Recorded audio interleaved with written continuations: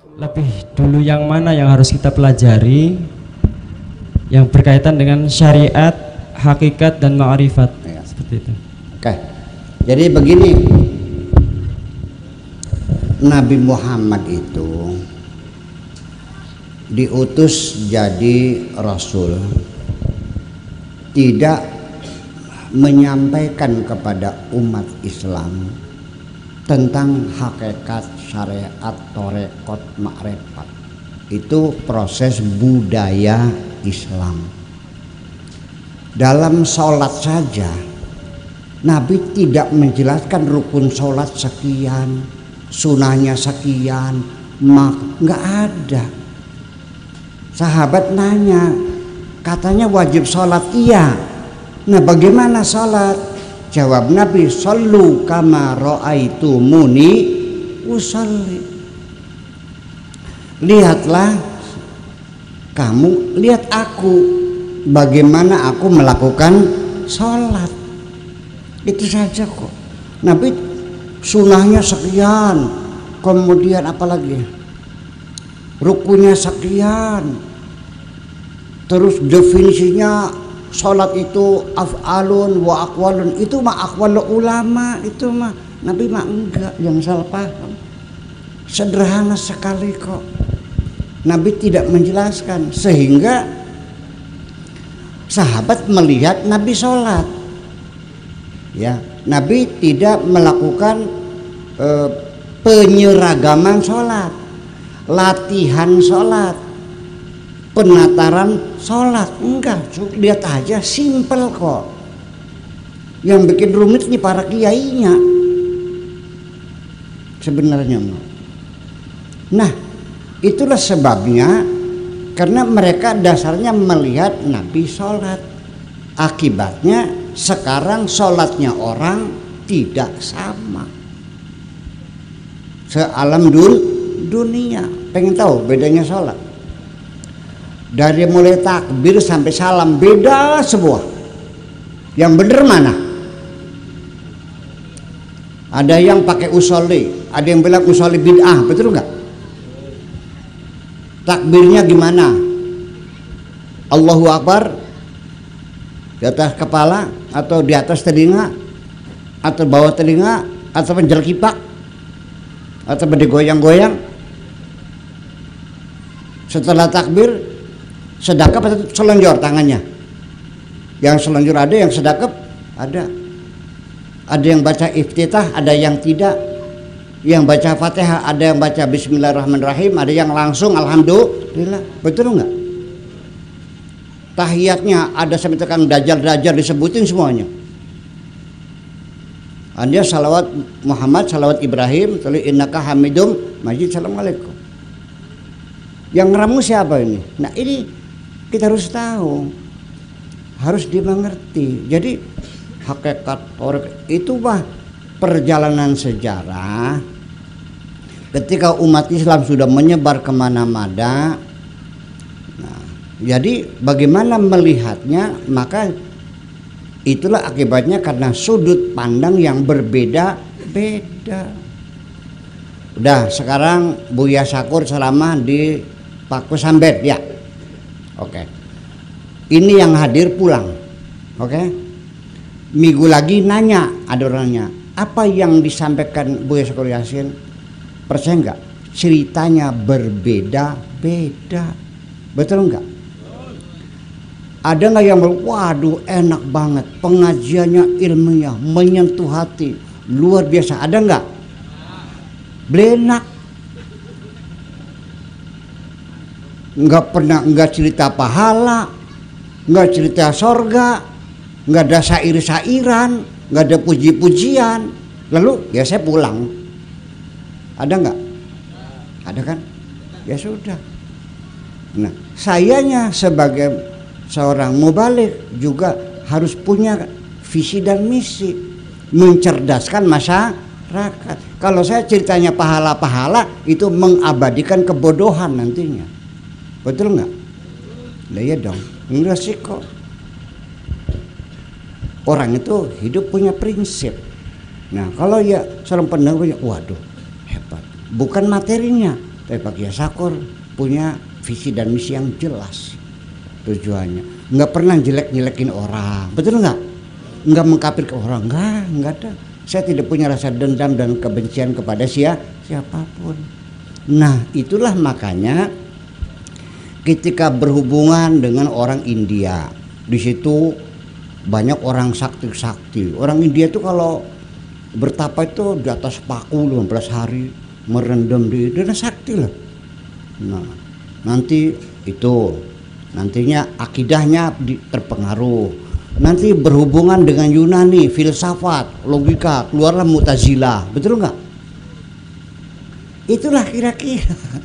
Jadi akan beragam. Nah, ketika orang Islam itu beragam-ragam sudut pandangnya, ada yang masuk masjid zikiran aja hilallah, nggak usaha, nggak nyawa, nggak nanam bawang, nggak nanam sabrang, nggak bikin ya. Ada yang usaha saja, duitnya bagi-bagi. Ada yang medit buat makan sendiri, orang lain melarat masa bodoh semuanya. Nah, itulah maka oh ini orang golongan hakikat, ini orang sudah tingkatan ma'rifat, ini oh tarekat, ini syariat. Nah, saya tidak akan mengatakan mana yang benar, ya kan begitu. Karena bagaimanapun jangan soka wadan-wadanan, jangan sok mengecek orang yang tarekat apa itu bid'ah, itu nggak ada tarekat. Jangan begitu, Bung. Hormati sajalah, betul nggak? Nanti orang udah tarekat apa itu syariat, itu masih SD itu. Nggak usah lah. Begini,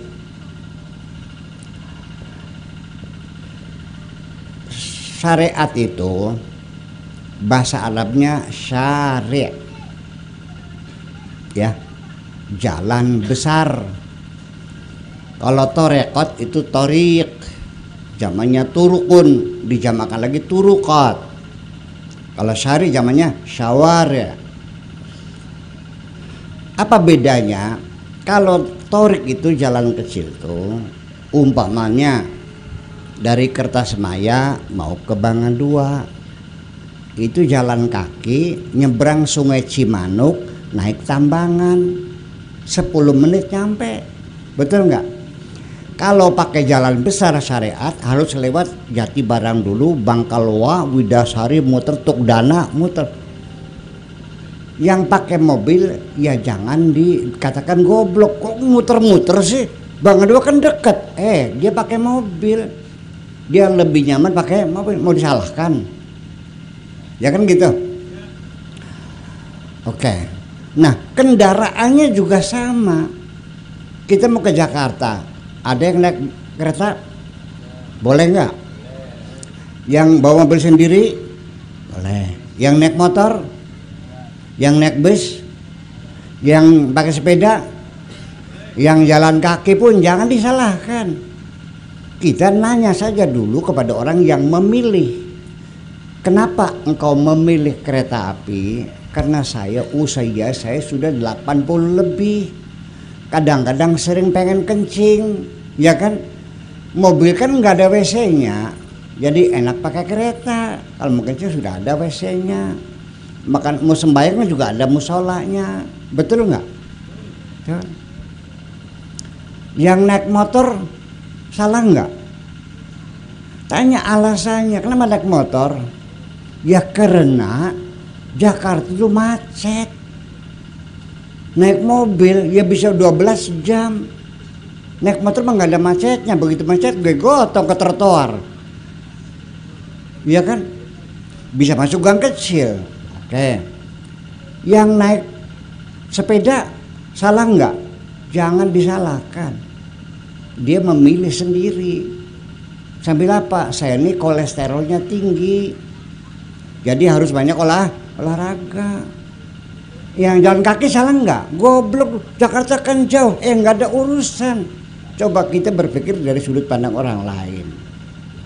Oke.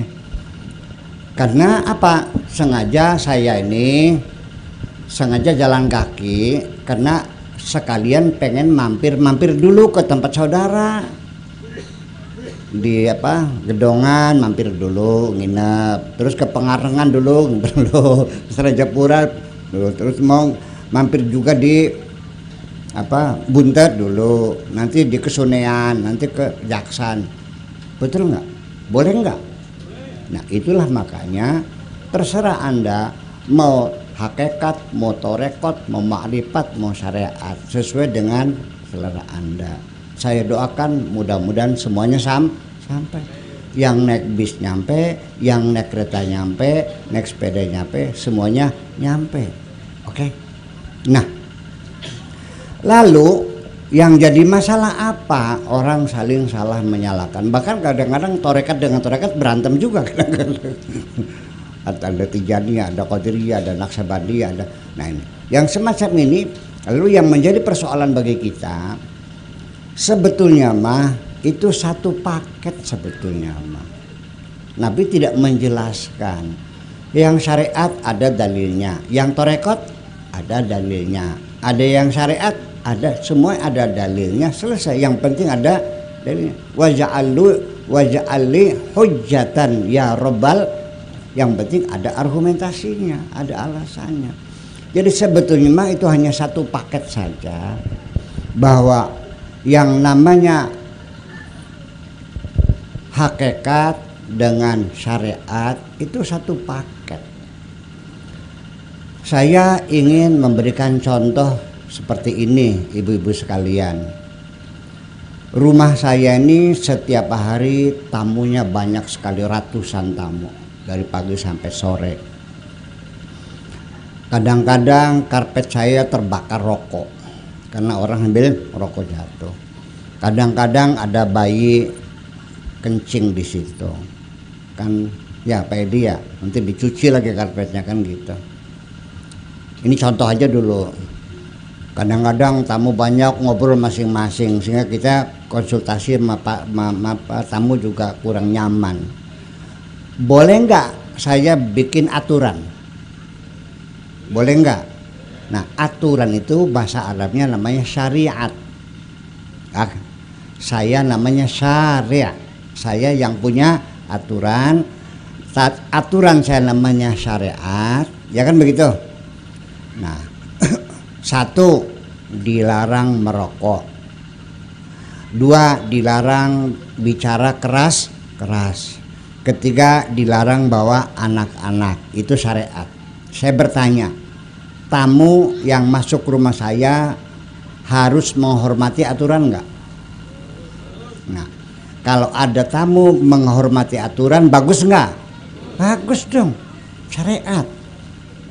Ibu-ibu dari Pak Sambe datang ke rumah saya bawa anak kecil. Begitu lihat tembok, dilarang bawa. Oh Pak Kiai punten, selesai. Punten Pak Kiai. Dia keluar dititipkan kepada kakaknya. Punten, ya sudah selesai. Allah juga tidak akan menuntut apapun dosamu asal engkau meminta ampun, selesai. Innallaha yaghfiru dzunuba jami'a. Oke, itu syariat. Asal ngaku salah, minta maaf, selesai. Ada lagi sudah nyilin rokok, tes kepul. Nggak boleh ngerokok. Punten Pak Kiai, selesai. Hebat nggak? Hebat. Tetapi kalau orang yang sudah tingkatannya hakikat itu sudah hubungannya bukan dengan aturan. Dia tidak menghormati aturan, tapi menghormati yang punya aturan. Dia menghormati Buya Syakur, bukan menghormati aturannya Buya Syakur. Beda nggak? Begini, baru akan kelihatan bedanya ketika saya lagi mandi telinga saya masuk air. Oke. Pendengaran saya berkurang. Ada tamu datang, aturannya tidak boleh bicara keras. Mangga. Dari mana Pak? Apa yang perlu saya bantu? Tolong dong bicaranya yang keras, saya nggak denger. Nggak bisa Pak Kiai, aturannya nggak boleh. Saya usir nggak tuh? Saya usir nggak? Paham nggak?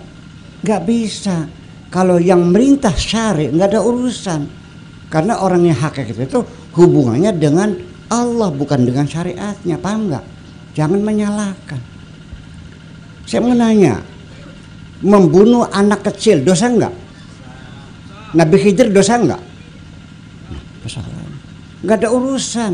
Jangan pernah menyalahkan. Tolong umat Islam berhenti, jangan saling salah menyalahkan. Namanya mazhab, partai, aliran, ormas itu pakaian sementara selagi di dunia, betul nggak? Pada akhirnya nanti tidak akan ditanya partai kamu apa, mazhab apa kamu, bangsa nggak ada, suku nggak ada, langsung hati kita yang ditanya,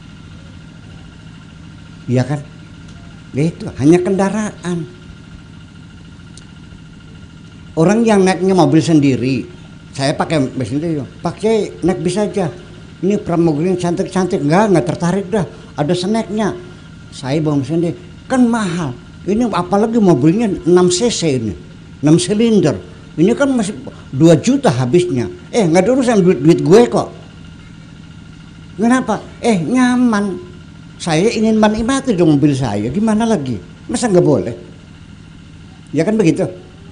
Berkendara silakan, urusan dunia. Yang penting tujuan kita sama, insya Allah kita sampai. Doakan teman-teman kita yang kendaranya lain, doakan semoga mereka nyampe semuanya. Setuju? Jangan didoakan suruh masuk neraka, gimana lagi? Neraka. Memang kamu senang ada saudaramu masuk neraka? Jelas dong. Betul nggak? Nah iya. Kebahagiaan itu kebersamaan, bukan sendiri-sendiri. Kalau kamu tidak sakit hati ada orang yang dihinakan, kebahagiaan Anda bohong semuanya. Iya dong, bareng-bareng bahagia tuh. Aku pengen masuk surga bareng-bareng. Sekalipun hakikatnya saya nggak pengen masuk surga, nggak apa ya. Tapi saya doakan masuk surga, silakan. Kalau kamu mau surga mah, saya doakan sampai, nggak ada masalah. Nah, itulah makanya jadi bedanya satu paket. Nanti torekotnya, nah itu etikanya. Nah, situ pakai etika enggak? Ngetok pintu berapa kali? Pakai didorak pakai kaki apa pakai tangan? Digebrok pakai jentik? Nah, berapa kali? Tuk, sambil ngomong apa? Nah, pinter sih aku. Assalamualaikum, Buya. Assalamualaikum. Nah, kalau belum dibuka masuk nggak? Kedah. Itu toreket itu adalah prosedur protokolnya seperti itu, paham nggak? Jadi artinya bahwa itu nggak usah dipertengkarkan dan itu proses budaya, betul nggak? Nah, jadi artinya kita jangan berkecil hati. Orang tetapi standarnya kalau bersyariat harus bagaimanapun, betul nggak? Mau marifat, torekat, hakikat, mangga, tapi tetap syariat adalah pintu gerbang untuk masuk ke dalam rumah, betul nggak? Harus lewat pintunya syariat. Sekalipun orang ngaku waliullah, udah tingkatan hakikat marifat, ternyata nguyu beri ngadeg, beli ngandel kita mah. Ternyata beli sembayang aja, percaya? Tetap. Standarnya menurut saya bahwa syariat itu adalah pintu masuk, terus pakai syariat. Bisa nggak masuk rumah tidak lewat pintu? Lewat apa? Kalau masuk di jendela namanya apa? Oke, terima kasih. Assalamualaikum warahmatullahi wabarakatuh.